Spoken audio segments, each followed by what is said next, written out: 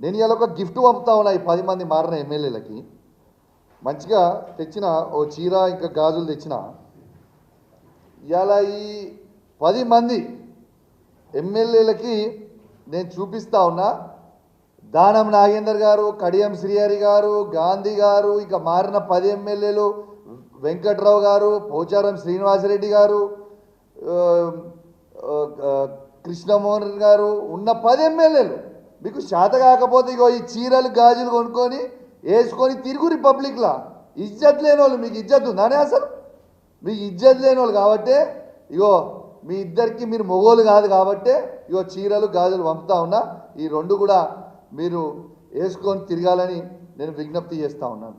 ఇలా ఎందుకు ఇంత మాట అంటున్నా అంటే, నిజంగా దమ్మున్నోటే మొగోన్ లెక్క రాజకీయం చేయాలి.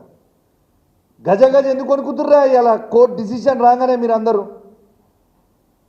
ఒకడేమో నేను పార్టీలో చేరలేదని, ఒకడేమో సుప్రీంకోర్టు బెంచ్ ఉన్నదని, ఇంకోటేమో ఇంకోటని ఖచ్చితంగా ఈ చీరలు గాజులు వేసుకోవాలి. మీరు రిజైన్ చేయకపోతే స్పీకర్ గారు నిర్ణయం తీసుకున్న కంటే ముందే మీరు రిజైన్ చేసి ఎలక్షన్లకు కోరి, లేదు అంటే ఈ 2 రోజులలో మీరు పోలేదంటే ఖచ్చితంగా ఈ చీరలు గాజులు మీ ఇంటికి కొరియర్ చేస్తా.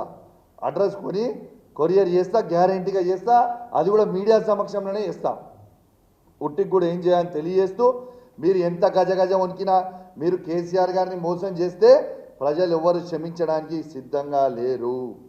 ఖచ్చితంగా మళ్ళా మేము కేసీఆర్ గారి నాయకత్వంలో ఈ 10 నియోజకవర్గాలలో ఖచ్చితంగా మళ్ళా బీఆర్ఎస్ పార్టీ జెండా ఎగిరేబోతా ఉన్నామని చెప్పి సందర్భంగా తెలియజేస్తా ఉన్నాను. ఎలక్షన్లు రావడం తథ్యం. మీరు అవునన్నా కాదన్నా, మీకు ఇష్టం ఉన్నా ఇష్టం లేకున్నా మీరు చేసిన మోసానికి ఎలక్షన్లు రావడం తథ్యం.